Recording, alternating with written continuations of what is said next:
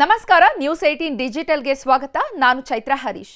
ವಿಶ್ವ ಪ್ರಸಿದ್ಧ ವಿಜ್ಞಾನಿ ಆಲ್ಬರ್ಟ್ ಐನ್ಸ್ಟೈನ್ ಅವರ ಪ್ರೌಢಶಾಲೆಯ ಅಂಕಪಟ್ಟಿ ಸಾಮಾಜಿಕ ಜಾಲತಾಣದಲ್ಲಿ ಭಾರಿ ವೈರಲ್ ಆಗ್ತಾ ಇದೆ.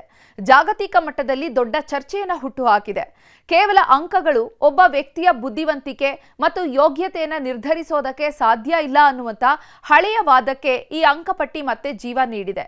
ಸಾಂಪ್ರದಾಯಿಕ ಶಿಕ್ಷಣ ಪದ್ಧತಿ ಮತ್ತು ಅಂಕಗಳ ಆಧಾರದ ಮೇಲೆ ವಿದ್ಯಾರ್ಥಿಗಳನ್ನ ಅಳೆಯುವಂಥ ಇಂದಿನ ವ್ಯವಸ್ಥೆಗೆ ಈ ಬೆಳವಣಿಗೆಯು ಒಂದು ಕನ್ನಡಿ ಹಿಡಿದಂತಿದೆ. ಇಂಟರ್ನೆಟ್ ಲೋಕದಲ್ಲಿ ಭಾರಿ ಸಂಚಲನ ಸೃಷ್ಟಿಸಿರುವಂತಹ ಈ ಐತಿಹಾಸಿಕ ದಾಖಲೆಯ ಸಂಪೂರ್ಣ ಮಾಹಿತಿಯನ್ನ ಇವತ್ತಿನ ಡಿಜಿಟಲ್ ಕಂಟೆಂಟ್ನಲ್ಲಿ ನೋಡ್ತಾ ಹೋಗೋಣ. ನೀವಿನ್ನು ನ್ಯೂಸ್ 18 ಸಬ್ಸ್ಕ್ರೈಬ್ ಮಾಡಿಲ್ಲ ಅಂದ್ರೆ ಲೈಕ್ ಮಾಡಿ, ಶೇರ್ ಮಾಡಿ, ಸಬ್ಸ್ಕ್ರೈಬ್ ಮಾಡಿ. ಭೌತಶಾಸ್ತ್ರದ ಪಿತಾಮಹ, ಸಾಪೇಕ್ಷಣ ಸಿದ್ಧಾಂತದ ರೂವಾರಿ ಆಲ್ಬರ್ಟ್ ಐನ್ಸ್ಟೀನ್ ಅವರ 1896ರ ಅಂಕಪಟ್ಟಿ ಈಗ ಇಂಟರ್ನೆಟ್ ಕಂಟೆಂಟ್ ಕ್ರಿಯೇಟರ್ಸ್ ಮತ್ತು ಶಿಕ್ಷಣ ತಜ್ಞರ ಪಾಲಿನ ಅಸ್ತ್ರ ಆಗಿದೆ. ಐನ್ಸ್ಟೈನ್ ಅವರು ಶಾಲೆಯಲ್ಲಿ ಇದ್ದಾಗ ಗಣಿತದಲ್ಲಿ ಫೇಲ್ ಆಗಿದ್ರು ಅನ್ನುವಂಥ ಜನಪ್ರಿಯ ಪುಕಾರು ಸುಳ್ಳು ಅನ್ನುವಂಥದ್ದು ಈಗ ಅಧಿಕೃತ ಅಂಕಪಟ್ಟಿ ಸಾಬೀತುಪಡಿಸ್ತಾ ಇದೆ. ಸ್ವಿಟ್ಜರ್ಲ್ಯಾಂಡ್ನ ಆಲ್ಗೌ ಕಂಟೋನಲ್ ಶಾಲೆಯ ಈ ದಾಖಲೆಯು ಅವರು ಭೌತಶಾಸ್ತ್ರ ಮತ್ತು ಗಣಿತದಲ್ಲಿ ಅತ್ಯುನ್ನತ ಶ್ರೇಣಿಯನ್ನು ಪಡೆದಿದ್ರು ಅನ್ನುವಂಥದ್ದನ್ನ ಈಗ ಜಗತ್ತಿನ ಮುಂದೆ ಅನಾವರಣಗೊಳಿಸಿದೆ.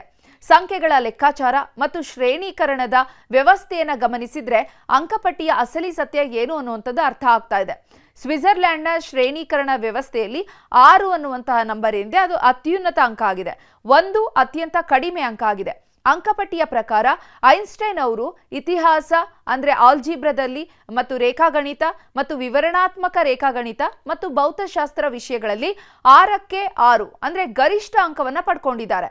ಅಂದ್ರೆ ಅವರು ಗಣಿತ ಮತ್ತು ವಿಜ್ಞಾನದಲ್ಲಿ ಸಾಮಾನ್ಯ ವಿದ್ಯಾರ್ಥಿಯಾಗಿರದೆ ಅಸಾಧಾರಣ ಪ್ರತಿಭಾವಂತ ವಿದ್ಯಾರ್ಥಿಯಾಗಿದ್ರು ಅನ್ನುವಂಥದ್ದು ಇಲ್ಲಿ ಸ್ಪಷ್ಟ ಆಗಿದೆ. ಇನ್ನು ಐನ್ಸ್ಟೈನ್ ಅವರ ಈ ಅಂಕಪಟ್ಟಿ ವೈರಲ್ ಆಗ್ತಾ ಇದ್ದಂತೆ ನೆಟ್ಟಿಗರು ಶಿಕ್ಷಣ ವ್ಯವಸ್ಥೆಯ ವಿರುದ್ಧ ವಾಗ್ದಾಳಿಯನ್ನು ನಡೆಸೋದಕ್ಕೆ ಇದನ್ನ ಬಳಕೆ ಮಾಡ್ಕೊಳ್ತಿದ್ದಾರೆ. ಅಂಕಗಳು ಕೇವಲ ಕಾಗದದ ತುಂಡುಗಳು, ಅವು ನಿಮ್ಮ ಸಾಮರ್ಥ್ಯವನ್ನು ನಿರ್ಧರಿಸೋದಿಲ್ಲ. ಐನ್ಸ್ಟೀನ್ ಅವರೇ ಇದಕ್ಕೆ ದೊಡ್ಡ ಉದಾಹರಣೆ ಅಂತ ಲಕ್ಷಾಂತರ ಜನರು ಈ ಪೋಸ್ಟ್ಗೆ ಕಮೆಂಟ್ ಆಗ್ತಿದ್ದಾರೆ.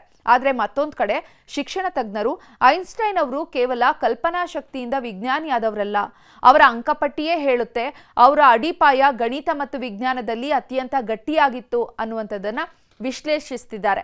ಇತ್ತ ಸಾಮಾಜಿಕ ಜಾಲತಾಣಗಳಲ್ಲಿ ಈ ಚಿತ್ರವು ಶಾಲಾ ಕಾಲೇಜು ವಿದ್ಯಾರ್ಥಿಗಳಿಗೆ ಭಾರಿ ಪ್ರೇರಣೆಯನ್ನು ನೀಡ್ತಾ ಇದೆ. ಅಂಕಗಳ ಬೆನ್ನತ್ತಿ ಓಡುವಂತಹ ಇಂದಿನ ಒತ್ತಡದ ಬದುಕಿನಲ್ಲಿ ಕ್ರಿಯಾಶೀಲತೆ ಮತ್ತು ಆಳವಾದ ಜ್ಞಾನಕ್ಕೆ ಮೊದಲ ಆದ್ಯತೆಯನ್ನು ನೀಡಬೇಕು ಅನ್ನುವಂತಹ ಸಂದೇಶ ರವಾನೆ ಆಗ್ತಾ ಇದೆ. ಐನ್ಸ್ಟೈನ್ ಅವರು ಕೇವಲ ಪರೀಕ್ಷೆಗಾಗಿ ಓದಿದವರಲ್ಲ, ಬದಲಾಗಿ ವಿಷಯದ ಸೌಂದರ್ಯವನ್ನು ಅರಿತು ಓದಿದವರು ಅನ್ನೋದಕ್ಕೆ ಈ 130 ವರ್ಷಗಳಷ್ಟು ಹಳೆಯದಾದ ಅಂಕಪಟ್ಟಿ ಸಾಕ್ಷಿಯನ್ನು ನುಡಿತಾ ಇದೆ. ಐನ್ಸ್ಟೈನ್ ಅವರ ಅಂಕಪಟ್ಟಿ ನೀಡ್ತಾ ಇರುವಂತಹ ಸಂದೇಶ ಇಂದಿನ ಪೋಷಕರು ಮತ್ತು ವಿದ್ಯಾರ್ಥಿ ವಲಯದಲ್ಲಿ ತಲ್ಲಣ ಸೃಷ್ಟಿಸಿದೆ. ಕೇವಲ ಶೇಕಡಾವಾರು ಅಂದ್ರೆ ಪರ್ಸೆಂಟೇಜ್ ಅಂಕಗಳನ್ನು ನೋಡಿ ಮಕ್ಕಳ ಭವಿಷ್ಯವನ್ನ ನಿರ್ಧಾರ ಮಾಡಬೇಡಿ, ಅವರಲ್ಲಿರುವಂತಹ ನೈಜ ಆಸಕ್ತಿ ಮತ್ತು ಜ್ಞಾನವನ್ನ ಗುರುತಿಸಿ ಅಂತ ಸೋಷಿಯಲ್ ಮೀಡಿಯಾದಲ್ಲಿ ಬಳಕೆದಾರರು ಆಕ್ರೋಶ ಹೊರಹಾಕ್ತಿದ್ದಾರೆ. ಇನ್ನು ಜರ್ಮನ್ ಭಾಷೆ ಮತ್ತು ಸಾಹಿತ್ಯದಲ್ಲಿ ಐನ್ಸ್ಟೈನ್ ಕೇವಲ 3 ಅಂಕವನ್ನು ಪಡ್ಕೊಂಡಿದ್ದಾರೆ. ಅವರು ಜಗತ್ತಿನ ಶ್ರೇಷ್ಠ ಚಿಂತಕರಾಗಿ ಬೆಳೆದಿದ್ದು ಹೇಗೆ ಅನ್ನುವಂತಹ ಚರ್ಚೆ ಈಗ ಮುನ್ನೆಲೆಗೆ ಬಂದಿದೆ. ಇನ್ನೊಂದೆಡೆ ಸಾಂಪ್ರದಾಯಿಕ ಅಂಕಗಳ ಆಧಾರದ ಪರೀಕ್ಷಾ ಪದ್ಧತಿಯನ್ನ ಪ್ರಶ್ನಿಸ್ತಾ ಇರುವಂತಹ ಯುವ ಪೀಳಿಗೆ ಐನ್ಸ್ಟೈನ್ ಅವರ ಗಣಿತದ ಸಾಧನೆ ನಮಗೆ ಸ್ಫೂರ್ತಿ, ಆದರೆ ನಮ್ಮ ಇಂದಿನ ಶಿಕ್ಷಣ ವ್ಯವಸ್ಥೆ ಕೇವಲ ಬಾಯಿಪಾಠ ಮಾಡುವವರಿಗೆ ಮಾತ್ರ ಮನ್ನಣೆಯನ್ನು ನೀಡ್ತಾ ಇದೆ ಅಂತ ಕಿಡಿಕಾರ್ತಿದ್ದಾರೆ. ಇನ್ನು ಐನ್ಸ್ಟೈನ್ ಅವರು ತಮ್ಮ ಶಾಲಾ ದಿನಗಳಲ್ಲಿ ಅನುಭವಿಸಿದಂತಹ ಕಹಿ ನೆನಪುಗಳು ಮತ್ತು ಶಿಕ್ಷಕರೊಂದಿಗಿನ ಭಿನ್ನಾಭಿಪ್ರಾಯಗಳ ಇತಿಹಾಸವನ್ನ ನೆನಪಿಸಿಕೊಳ್ತಿರುವಂತಹ ನೆಟ್ಟಿಗರು ಸೃಜನಶೀಲತೆಗೆ ಮುಕ್ತ ಅವಕಾಶವನ್ನ ನೀಡುವ ಶಿಕ್ಷಣ ವ್ಯವಸ್ಥೆ ಇಂದಿನ ತುರ್ತು ಅಗತ್ಯ ಅಂತ ವಾದಿಸುತ್ತಿದ್ದಾರೆ. ಒಟ್ಟಾರೆ ಆಲ್ಬರ್ಟ್ ಐನ್ಸ್ಟೀನ್ ಅವರ ಈ ಹಳೆಯ ಅಂಕಪಟ್ಟಿ ಕೇವಲ ಒಂದು ಇತಿಹಾಸದ ದಾಖಲೆಯಾಗಿ ಉಳಿದಿಲ್ಲ, ಬದಲಿಗೆ ಇಂದಿನ ಆಧುನಿಕ ಶಿಕ್ಷಣ ವ್ಯವಸ್ಥೆಯ ಲೋಪದೋಷಗಳ ಮೇಲೆ ದೊಡ್ಡ ಪರಿಣಾಮ ಬೀರಿದೆ. ಅಂಕಗಳ ಬೆನ್ನತ್ತಿ ಮಕ್ಕಳ ಬಾಲ್ಯವನ್ನ ಕಸಿದುಕೊಳ್ತಾ ಇರುವಂತಹ ಇಂದಿನ ಪೋಷಕರಿಗೆ ಮತ್ತು ಶಿಕ್ಷಣ ಸಂಸ್ಥೆಗಳಿಗೆ ಈ ವೈರಲ್ ಆಗ್ತಾ ಇರುವಂತಹ ಪೋಸ್ಟ್ ದೊಡ್ಡ ತಲೆನೋವಾಗಿ ಪರಿಣಮಿಸಿದೆ. ಜ್ಞಾನ ಮತ್ತು ಅಂಕಗಳ ನಡುವಿನ ಈ ಜಾಗತಿಕ ಯುದ್ಧ ಮುಂದಿನ ದಿನಗಳಲ್ಲಿ ಯಾವ ತಿರುವು ಪಡೆಯುತ್ತೆ ಅನ್ನೋದನ್ನ ಕಾದು ನೋಡಬೇಕಿದೆ. ನಿರ್ಭೀತ, ನಿಷ್ಪಕ್ಷಪಾತ, ವಿಶ್ವಾಸಾರ್ಹ ಸುದ್ದಿಗಳಿಗೆ ಮತ್ತೊಂದು ಹೆಸರಾಗಿರುವ ನ್ಯೂಸ್ 18 ಕನ್ನಡ ಈಗ ಆಪ್ನಲ್ಲೂ ಲಭ್ಯವಿದೆ. ದಯವಿಟ್ಟು ಇಲ್ಲಿರುವ QR ಕೋಡ್ ಅನ್ನು ಸ್ಕ್ಯಾನ್ ಮಾಡಿಕೊಂಡು ಆಪ್ ಡೌನ್ಲೋಡ್ ಮಾಡೋದಕ್ಕೆ ಮರಿಬೇಡಿ.